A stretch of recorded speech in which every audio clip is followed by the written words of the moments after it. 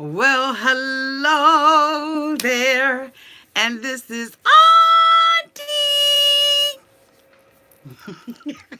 and I am here to do my review on 90 Day Fiance, Season 7, Episode 13. Can I get a witness? If this is your first time being here, please like, comment, and subscribe to my channel. And to all of my new subscribers, thank you so much for joining the family. And to all of my nieces and nephews who have been here with me for the long haul, thank you all so much. And a special hello to the members of Auntie Advice. Thank you all so much for your patience. I have been working, okay? working. I've had a lot of stuff going on, and so I apologize for being delayed in getting this video done.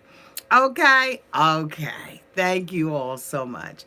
If I had to rate this marriage edition of 90 Day Fiance, I probably would rate it a B. This was absolutely the marriage edition.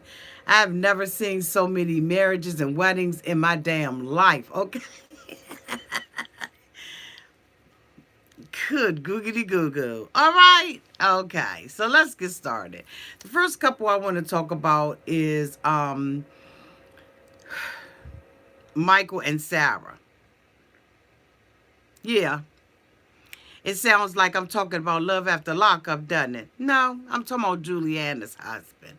This mofo, is basically coming home with the kids, and, he is saying that, his wedding was everything that he dreamed of, and he still has butterflies in his stomach and everything, and he's just, happy as a lark because everything went the way that he wanted it to go. He has married his teen bride, and he couldn't be happier about it. And I'm like, oh, okay. Oh, okay. And we see, her perpetrate this fraud.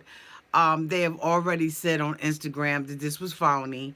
But, she talks about the prenup agreement and ask him, if he had gone through with it. And of course, he tells her no, he didn't, because Juliana was uncomfortable with it.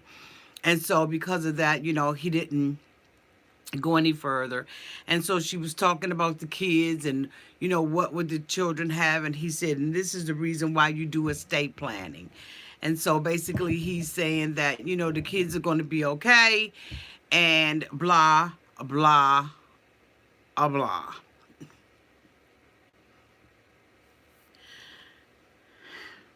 The next couple I want to talk about is Blake and Jasmine. This is the first time that I have ever seen Jasmine smile. We see them back at the ranch, and she is getting ready for her wedding. She is beating her face to the gods, and she says that she has never been in a wedding, never seen a wedding before, and so she just really thought that she was going to have a wedding at the Justice of the Peace. It was just going to be the two of them, and nobody else was going to be there. She was perfectly happy with that. His family, her family, and that's just it. Boom, bow, cow.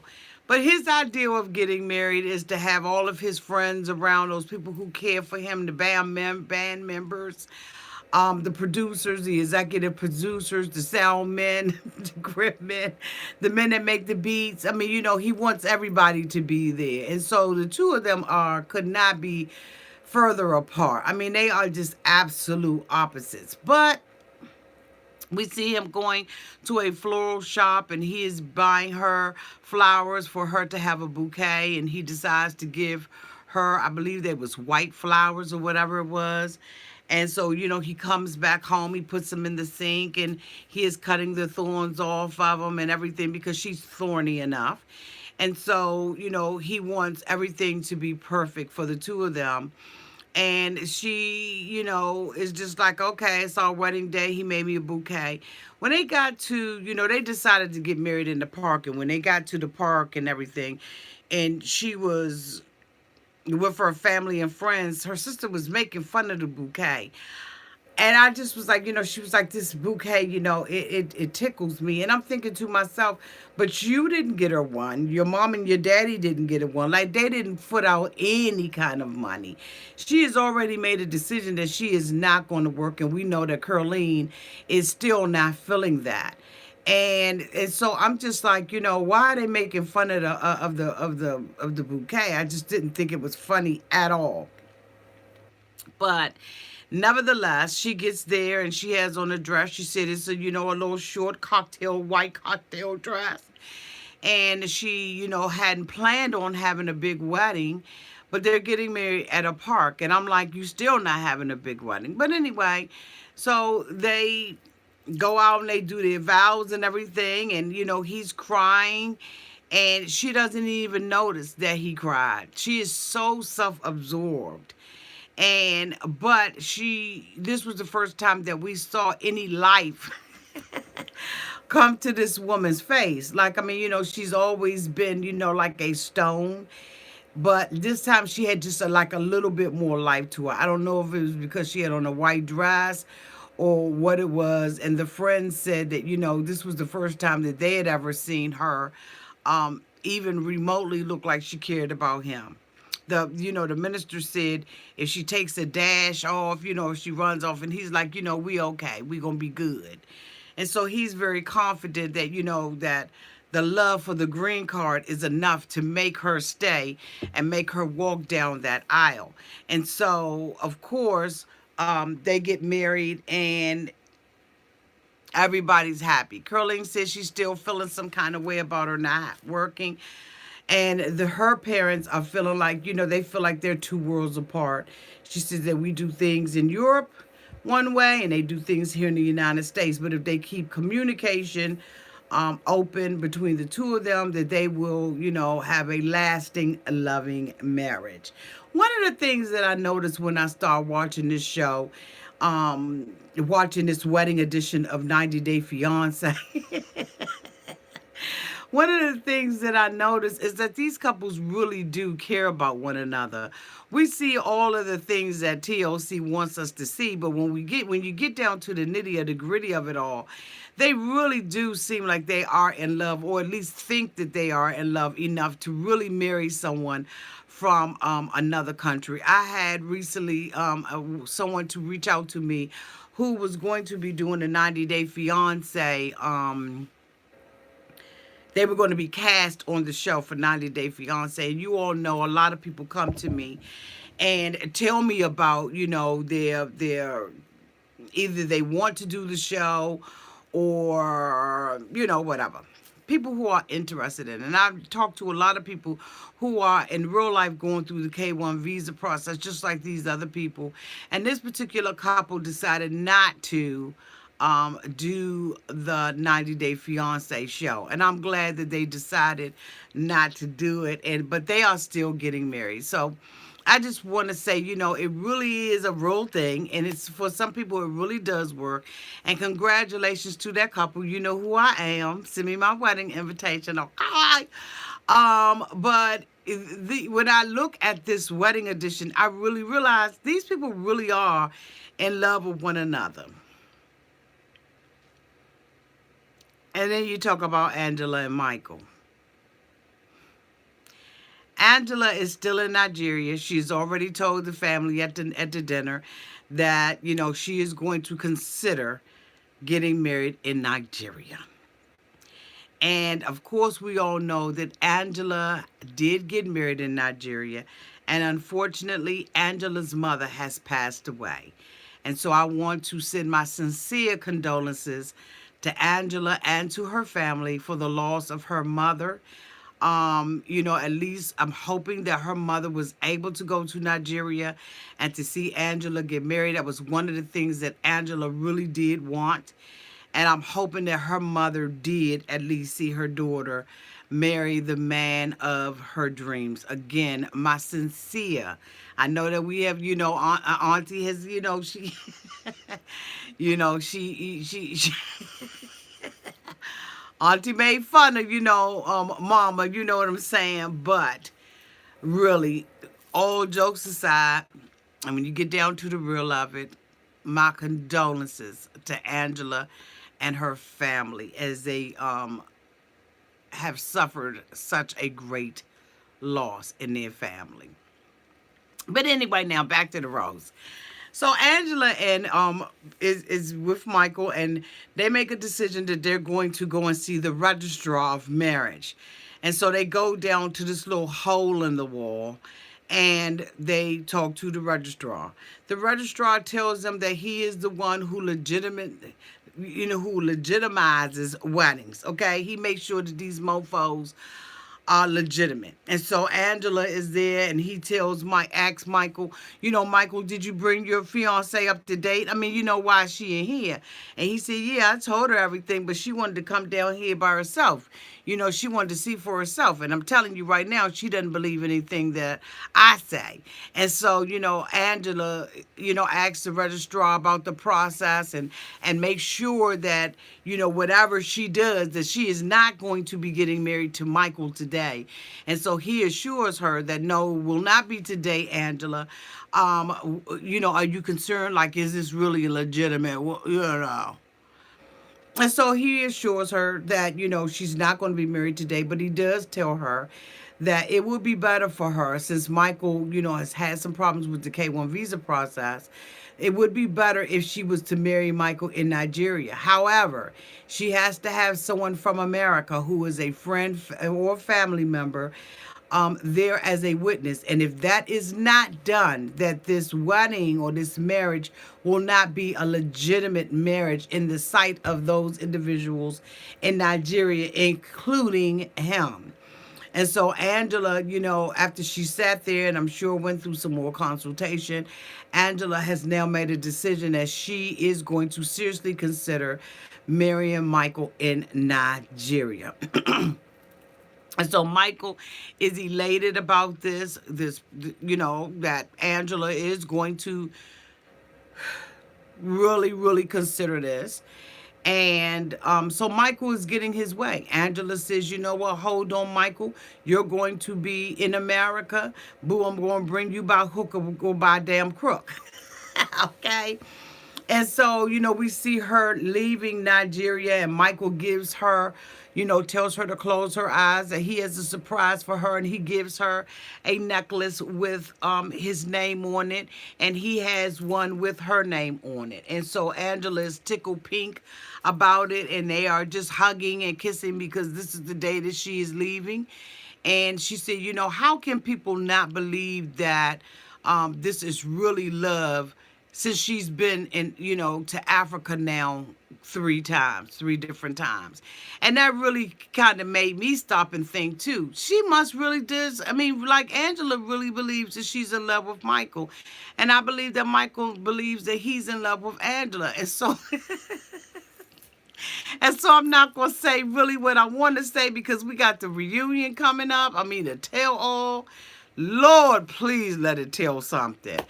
But we have to tell all, and so we'll find out what's going on between the two of them. But as we all know, on January, I believe it was the 27th, Angela did indeed marry Michael in Nigeria. So it just is what it is. That's the only thing about spoilers is that you find out this damn stuff. And then, it's just like it take the air out the damn review. But anyway, y'all. Anyway. And so the next couple that I want to talk about, let's see, Robert and Annie.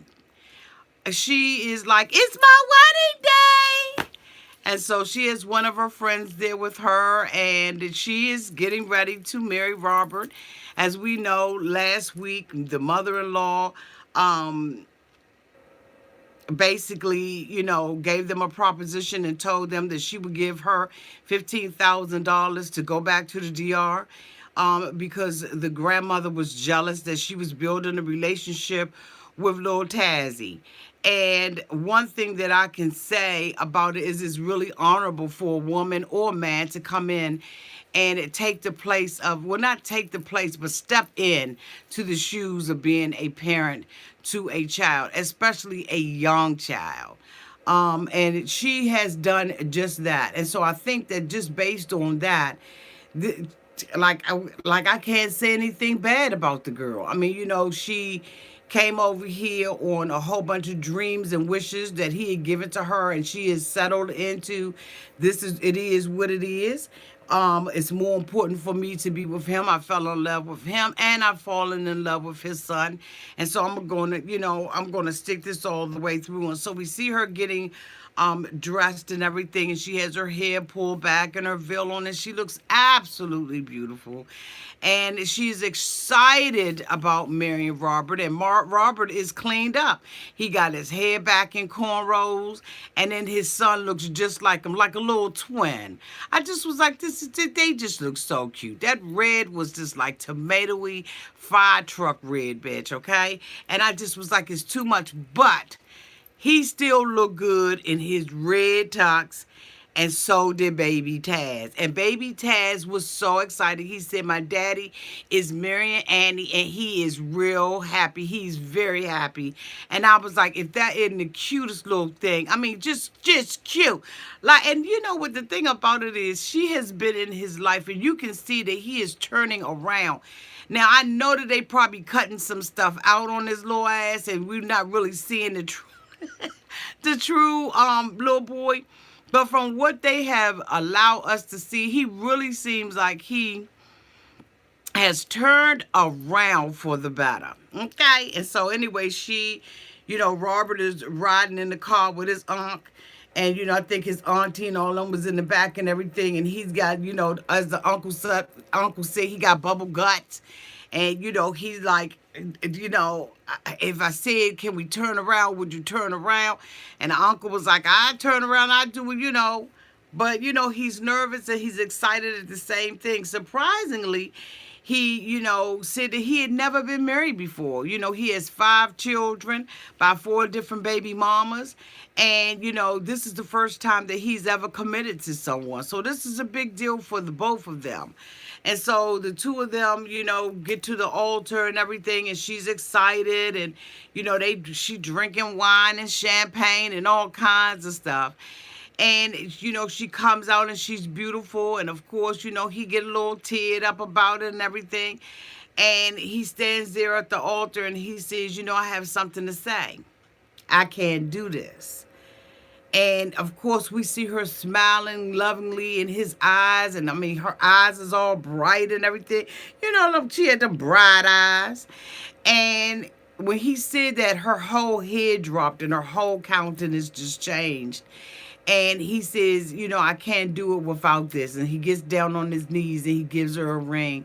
I don't know if he proposed or what the hell it was, but he just, he got down on his knees and gave her a ring. And she was very happy with that. They got married at the little chapel, bitch. And so, little Taz was standing up there and everything. And it was just absolutely beautiful. It really, truly was. I just was like, okay, they really made a good couple. I mean, like, he cleaned up well. He had that goatee, like, okay, that's why I used their picture for the thumbnail, because he cleaned up very well. Now, I don't like all them cornrows, and I just don't particularly care for men who wear their hair long. But for him, it absolutely worked today, okay?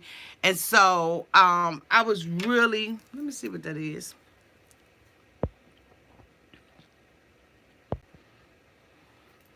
So I really did like the fact that this little wedding happened, and she told him, thank you for believing in me.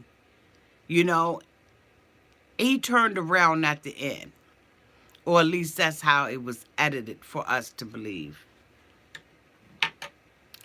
The next couple that I want to talk about is Michael and Natalie. It seems like some shenanigans are going on with Michael. So as we all know, Michael left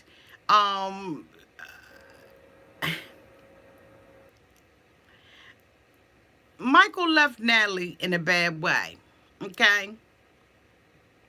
In the car, Natalie kept saying, you need to apologize. I feel like you need to apologize to me. And at that time, we was riding her like a horse, okay? Like a stallion. And now it seems like there's some little shit in the game.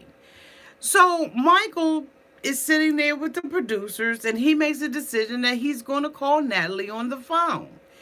And so he gets Natalie on the phone, and she's chilling on the bed and everything. And he's like, hey, how you doing? And so Natalie was like, do you mean, have I been thinking about us? And he was like, yeah. She was like, no, I ain't been thinking about us. He was like, well, how your mother doing? She said, my mother's fine.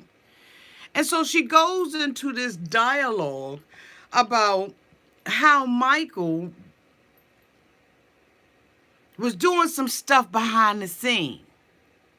She said that she felt like she had a right to act the way that she did, and he knows why she acted this way.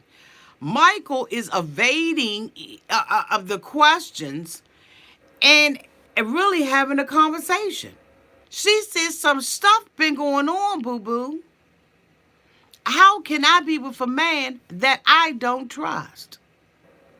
He's saying that, this time he hasn't spoken to her for a week. And she's like, and I ain't been wanting to speak to you for a week.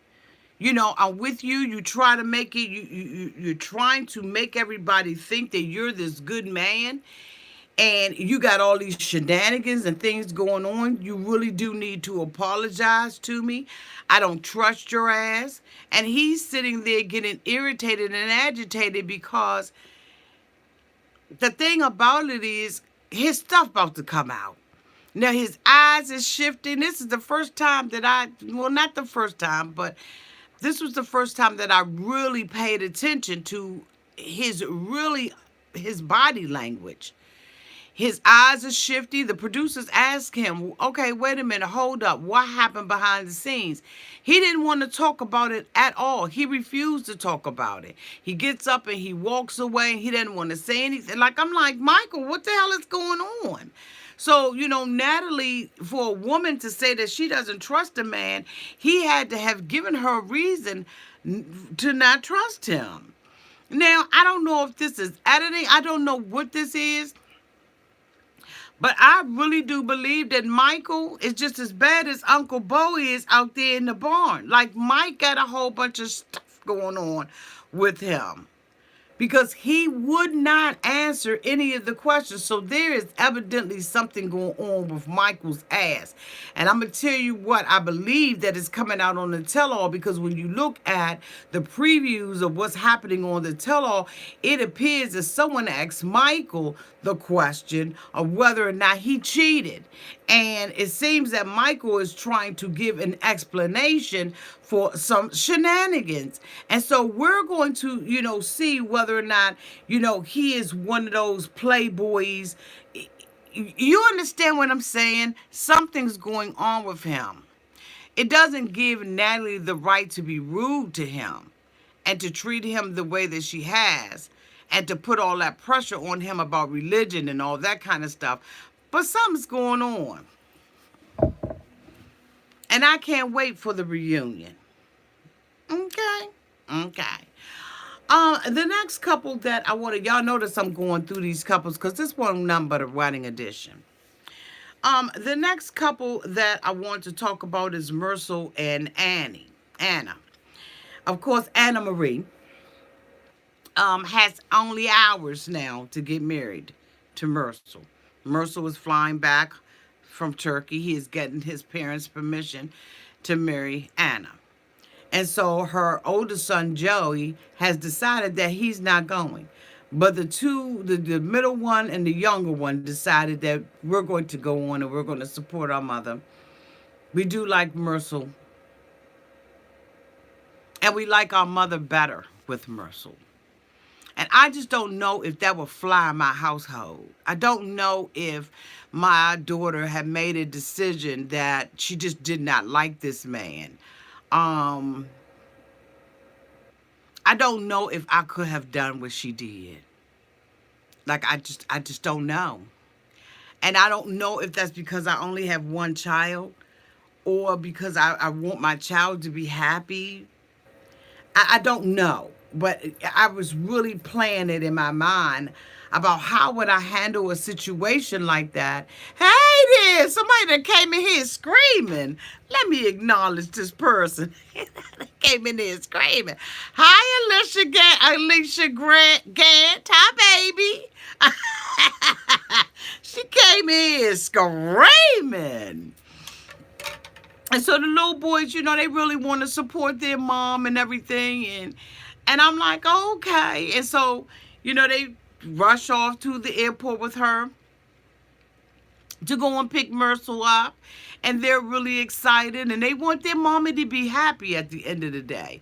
Joey is with the mom, okay, because the mom is not coming, and neither is Joey. But Anna is hopeful that they're going to come. And so she gets to the airport, and she hugs him, and he kissed him. And he said when he saw her, it just felt like his heart stopped beating.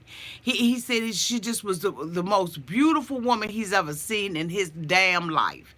And he is excited and knows that he only has hours. When she was riding over to the airport in the car, she was calling the priest, I believe it was, and asking her, is it okay? We probably going to start around this time. And she was like, okay. And she told the kids that they needed to be quiet in the car. So the little one in the back, he made a song out of it. Shush, shush, shush, shush, shush, shush, shush, shush, shush, shush, shush, shush, shush, shush, shush, shush, shush. And I just thought that I think he is so cute. Now, I don't know how old he is, but he's just the cutest little thing, okay? And so they pick Mursel up. She's on her way back. She has to get her dressed and get her hair done. Excuse me, y'all. Yes, I am tired. And so she has to get her all of her stuff done. And so she has the support of her friends. Her friends have decorated the backyard. They did all right. I mean, it just took like a whole bunch of doilies that you have, like at your great-great-great-great-grandmother's house. Like doilies was just thrown every damn way. You understand what I'm saying? And so, Mursel was like, we here. We about to do this damn thing. And so they, while she's in the back, somebody knocks on the door, and it's Mursel, and he has a red ribbon. And he said when a woman gets married for the first time, she's supposed to put a red ribbon around her waist. And so, he, has this. They picked up all the red ribbon and Michael's, and they put it around her waist, and she's really happy, and she's about to kiss Mursel when they're like, no, you can't do it, you can't kiss him. And she's like, no, I just want to, and she grabs Mursel's face because Mursel is all over the place. If you notice about Mursel, he always ducking and dodging and everything. And in order to get a good kiss out of him, she has to always grab that mofo's face. I said, bitch. And so, they walk out hand in hand, and the two little boys come up to her and they say, Mommy, we want Mursel to stand up in the front. We're gonna walk you down the aisle. How precious was that? And it's the little one who's doing all of this. He got this little a takeover spirit, okay? He just take charge of okay, if it need to be done, I'm going to do it. If a nail got to go in the wall, I'm going to do it. Okay, but he just got it going on. Now, he can't articulate that well, okay? Because when he did that little toast, I was like, the hell? The hell? What? But he got a little take charge spirit on him, and it's okay. And so, they walked down the aisle, and Mursel was crying because, he really is in love with her. He flew all the way back. I didn't know where the honeycomb altar was because the way that he had made it, they still should have been able to use it. But okay. She's walking down the aisle, and you see people sitting in the back of the house. I'm like, the hell is going on? Why ain't they sitting in the chairs that she rented? But anyway, I digress. She's walking down the aisle and everything, and she's absolutely stunning and everything. And, they say their vows, and now they're married. And so at the end of the wedding ceremony, the little boy comes up and he says, I need everybody to stop and listen to what I got to say. I want to give a toast to my mother and to Mursel. And I just was like, he is so adorable. I ain't going to say nothing bad or read their ass because we got 2 more weeks to do it. But it was just the cutest little thing, and I just want to leave it like that.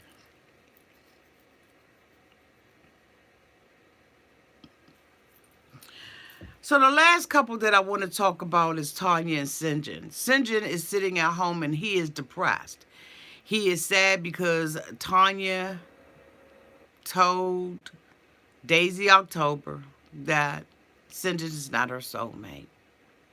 And so he said that it's been weeks and he's been sitting around, and as the wedding day nears, it has caused him to be depressed. He doesn't really have anybody out there for him and all of that kind of stuff. So, he really travailing in the spirit. And so Tanya comes in and she's like, what's going on? And he tells her how he was affected by what she said, that she really hurt his feelings and she offended him. And he really just doesn't know where he is in this relationship.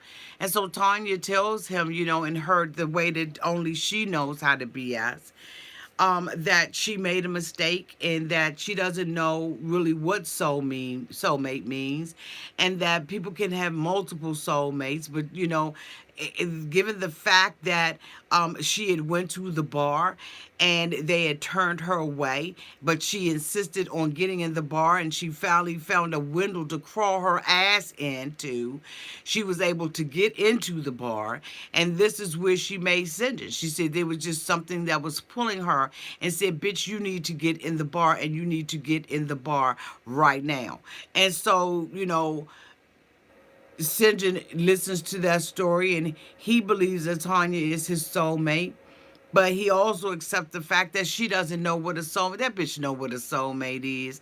But she said, even if he isn't, she still wants to be married to him. She still wants to build a life with him, and she still wants to have his children. She still wants all those things with him. And then she asks him, do you still want to marry me? And he says yes.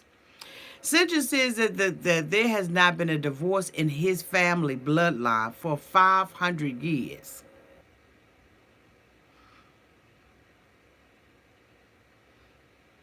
And he don't want to be the first. He just might be. I don't know.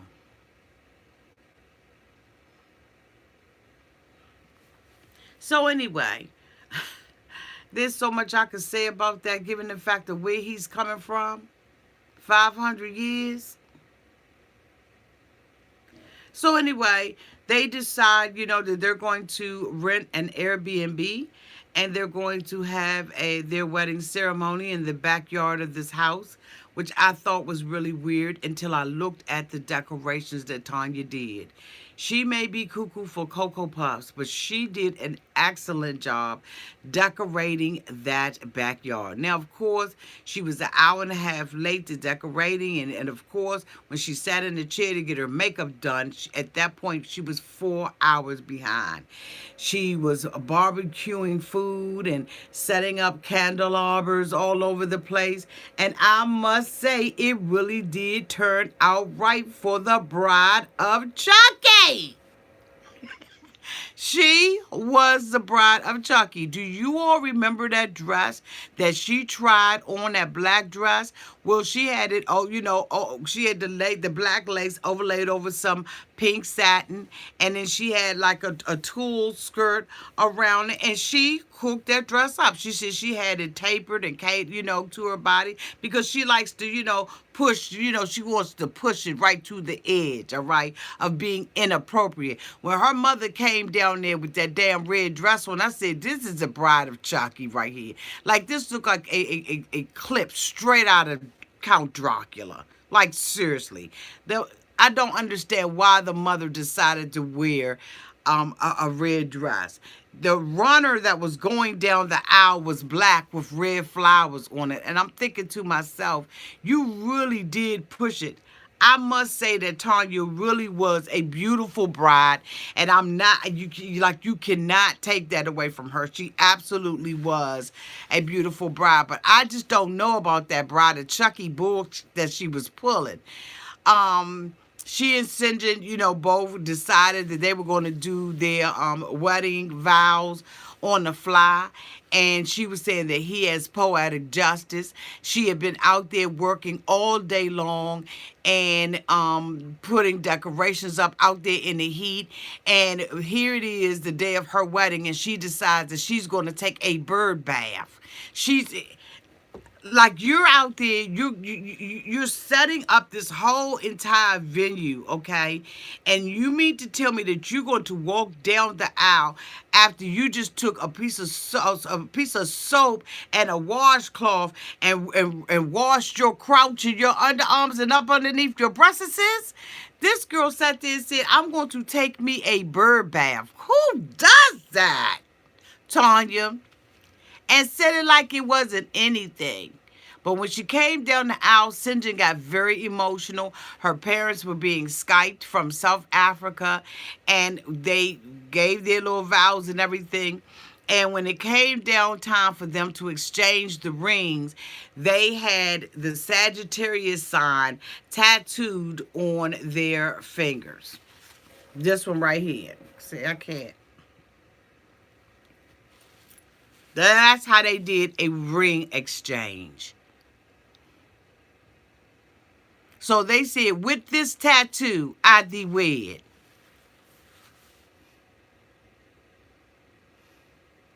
So she just wants to go viral. I mean, who does stuff like that? So they sit there during the wedding ceremony and people are sitting around, waiting for the two of them to get a tattoo on their finger so they could get up there and say, with this tattoo, I thee wed. What kind of bull was that? But she has to be different. But you don't have to be stupid. And so she absolutely marries him and they're happy. The dress, like I said, the dress was beautiful, the way she hooked it up. The backyard was beautiful, but the rest of that stuff that she had going on, Tanya, no. So this season 7, episode 13, Can I Get a Witness, was the wedding edition. Because that's all you saw was a bunch of weddings. Why they did not scatter this out, I don't know. But they didn't. And so this is what we got. 90 Day Fiancé, the wedding edition. Next weekend will be part 1 of a 2-part tell-all. And I have made arrangements to make sure that I am out here on Sunday night unless something else happens. But I am going to make a strong effort to come out directly after the tell-all.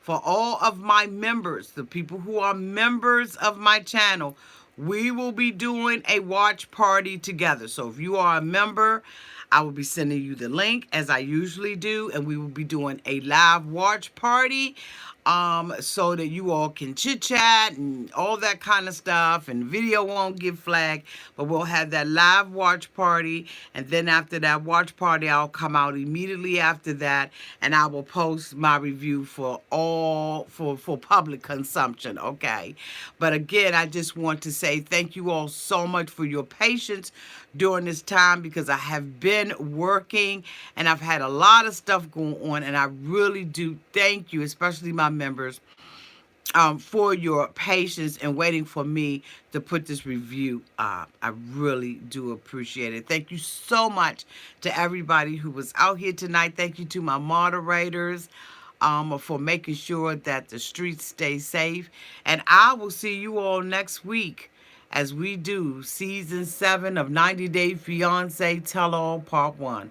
Love you all to pieces and have a great night. Bye, y'all.